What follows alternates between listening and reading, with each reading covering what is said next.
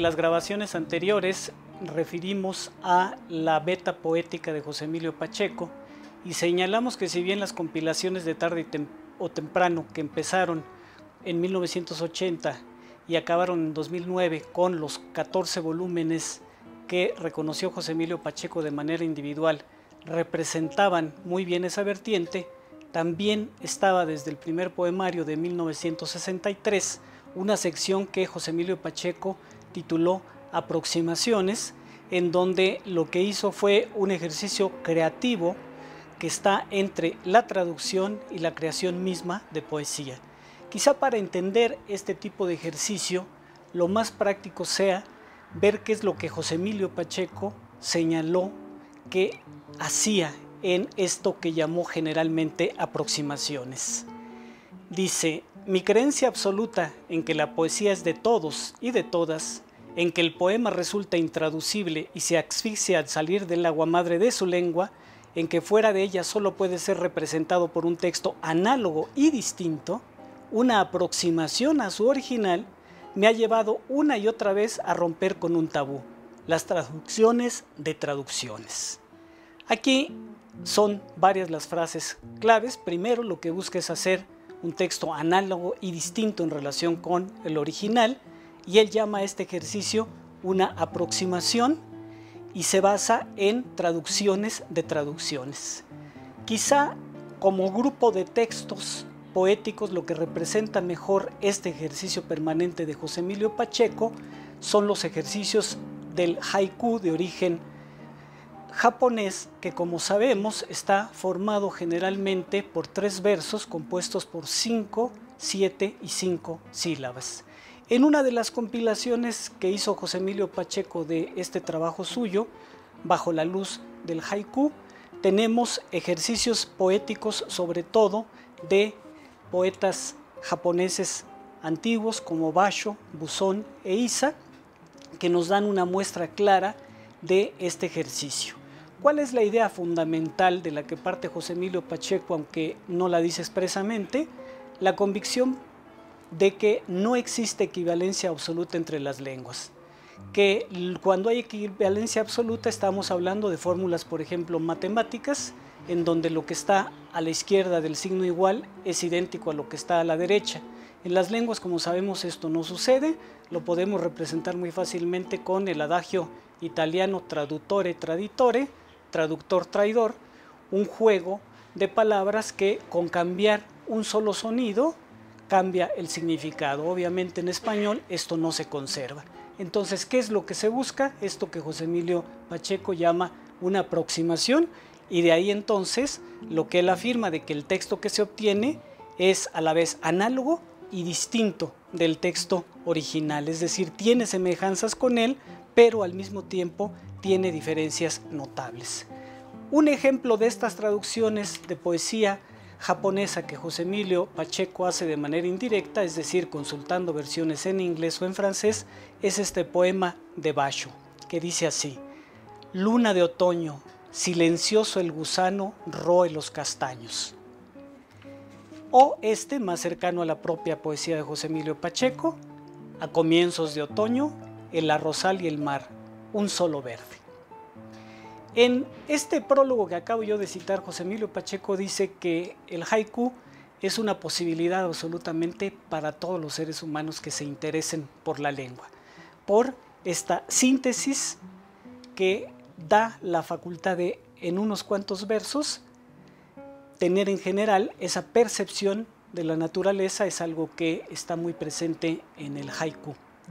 Si pensamos nosotros en qué relación existe entre estos ejercicios y la propia poesía de José Emilio Pacheco, encontramos el enlace de inmediato. Por ejemplo, un poema suyo consta apenas de 2 líneas, pero parece un haiku. Se llama Mar y dice así: mar, espejo del orden, te revuelves cuando así te lo ordena el viento. Sobre este tipo de ejercicios de carácter poético, por cierto, un pintor de origen peruano, José Francisco Navarro, hizo una serie de cuadros de orden paisajístico en donde se basó en los poemas de José Emilio Pacheco y creó una obra pictórica a partir de ese ejercicio de intertextualidad entre dos modalidades distintas, es decir, la pintura y la literatura. Las aproximaciones de José Emilio Pacheco tuvieron una primera compilación en la década de 1980, un volumen que circuló muy poco y que él prácticamente después desconoció porque estaba insatisfecho de cómo le habían salido. Recordemos que él corregía constante y permanentemente, y sin embargo en varios de sus volúmenes poéticos incluyó una sección de aproximaciones. ¿Cuál sería también este fundamento que a mí me parece precioso? Lo dice igualmente en el prólogo, que estas aproximaciones nos permiten apropiarnos de la cultura de otras naciones. Y en este pasaje José Emilio Pacheco cita a Reyes y nos dice: solo puede sernos ajeno lo que ignoramos, decía Alfonso Reyes. Solo es remoto, antiguo y extranjero el poema que no hacemos nuestro por cualquier medio, lícito o ilícito. El poema que no tomamos por asalto en la más salvaje y civilizadora de las tareas. Es decir, José Emilio Pacheco invita aquí a que hagamos nuestra esa poesía precisamente con el ejercicio de lo que él llamó aproximaciones. Esta misma idea de que la cultura debe ser un bien general para todos es la que funda la vertiente ensayística de José Emilio Pacheco. La denominamos así ensayística de modo general, a sabiendas de que en realidad tiene muchas variantes. Su gran amigo Carlos Monsiváis en una ocasión me contó una anécdota, que el joven José Emilio Pacheco estaba en una cena con Alfonso Reyes, entre otros de los invitados, y que salió el tema de lo que llamamos en México el pan francés, y que entonces el joven José Emilio Pacheco le dio una lección al maestro Alfonso Reyes de cómo había venido eso que denominamos pan francés a México, que fue con Maximiliano y que en última instancia quizá debía llamarse pan vienés.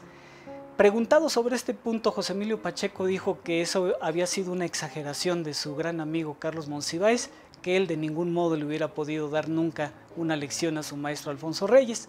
Ignoro si fue mera modestia de José Emilio Pacheco, pero conociendo su erudición todos sabemos que esto es posible. Reyes murió en 1959, cuando José Emilio Pacheco tenía apenas 20 años, y entonces la anécdota nos puede ilustrar muy bien desde qué edad Pacheco manejaba una gran variedad de temas. Esta variedad de temas es la que despliega en sus ensayos, que hizo de muy diverso modo, antologías, por ejemplo, sobre el modernismo, sobre la poesía mexicana del siglo XIX, pero muy particularmente con el ejercicio del inventario, que a mi modo de ver sería un género muy particular, inventado por él mismo, que ejerció desde la década de 1970 en la revista Proceso y que fue prácticamente la última colaboración que nos legó. Si lo comparamos con otros dos grandes antecedentes de ensayística en México en el siglo XX, podremos ver sus semejanzas y sus diferencias. Me refiero a Alfonso Reyes y Octavio Paz. Alfonso Reyes manejaba una enorme erudición y una prosa que fluía con mucha facilidad, esa prosa que se deja leer de inmediato y que en principio cree uno que fue redactada con mucha facilidad y que cualquiera de nosotros podría escribir así. Hasta que lo intentamos nos damos cuenta de que se requiere una gran habilidad de escritura. Octavio Paz, igualmente con una gran erudición, manejó una prosa poética ensayística extraordinaria. Sus ensayos de pronto parece uno estar leyendo más bien poesía. ¿Cuál es el rasgo distintivo de José Emilio Pacheco en sus inventarios? La mezcla de géneros. Hay investigación histórica, pero hay creatividad de carácter literario. Unos pocos ejemplos de la década de 1970 pueden servir como clara ilustración de esto. La historia es un tema que permea absolutamente toda la obra de José Emilio Pacheco y está vigente, aunque a veces de modo intermitente, en estos inventarios, y en particular la historia mexicana de los siglos XIX y XX. En uno de estos inventarios, por ejemplo, hace un ejercicio de imaginación respecto de Toral, el infamemente famoso asesino de Álvaro Obregón, y entonces lo que inventa José Emilio ahí es un escrito emitido por el propio Toral para explicar lo que ha hecho. Y eso me parece extraordinario porque es darle la voz a alguien, así sea imaginariamente, que ha estado en general omitido o silenciado en la historia mexicana.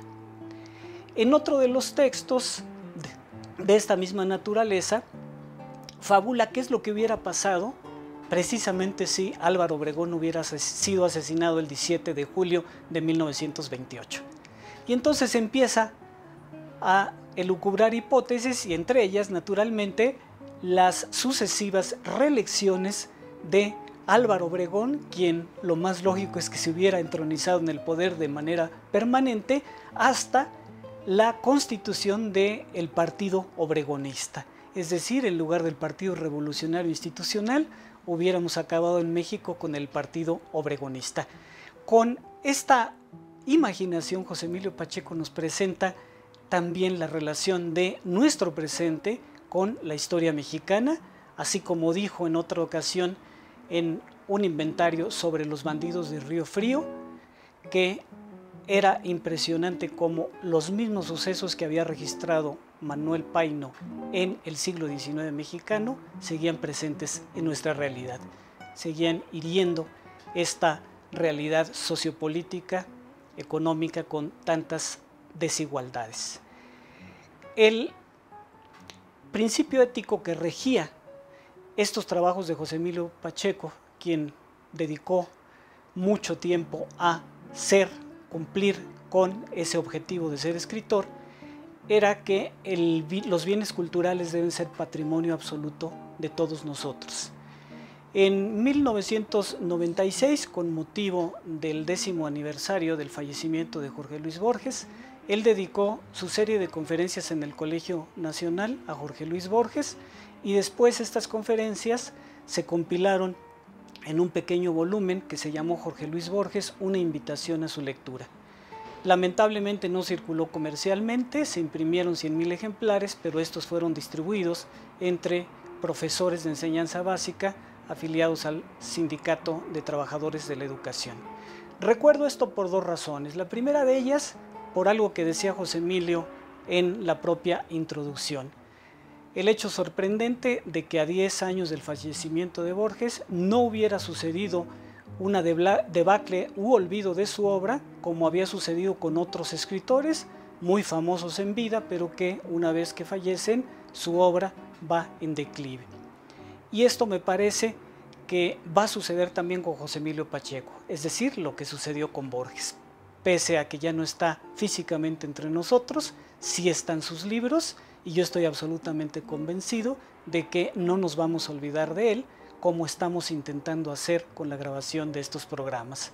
El segundo punto que se relaciona con este volumen es el título mismo, Jorge Luis Borges, una invitación a su lectura.